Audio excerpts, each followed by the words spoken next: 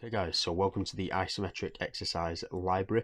Today we're going to be going through the isometric split squat and the main coaching points that you have to take into account whenever you're performing this movement.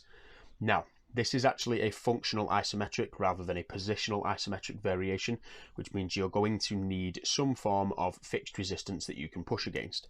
My personal favourite is a fixed strap, but you can actually also perform this within a power rack with the bar on your back or in a Zercher squat position, front squat position, whatever you prefer. And all you're going to do is run that strap underneath the midline of your foot towards your heel. This will just keep the strap fixed in place and won't necessarily create any limitation with regards ankle eversion and inversion strength. You're going to assume the split squat position, which is with one foot out in front and the other foot trailing behind. The lunge position, as most people would recognise it to be, with your feet remaining hip width apart, making sure that your hips are square on and you have triple alignment of the hip, knee and ankle on both legs. One thing that I tend to see quite often from a coaching experience standpoint with the lunge position is people put their rear foot flat on the ground and try and keep their heel down on the floor.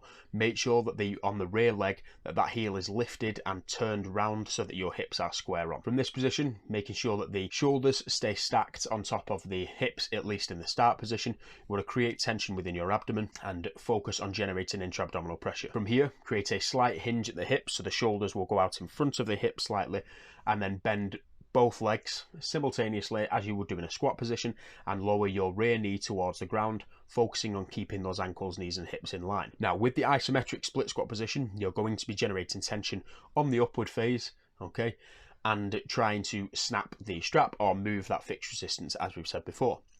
The main thing that I stress with the unilateral exercises, due to the increased coordination demand and due to the increase in pressure, due to the bilateral deficit that we tend to see within most movements, we actually limit the intensity that is performed within the unilateral variations, at least to begin with, and we also recommend maintaining a 90-degree joint angle, if not slightly below, but not necessarily to that full range.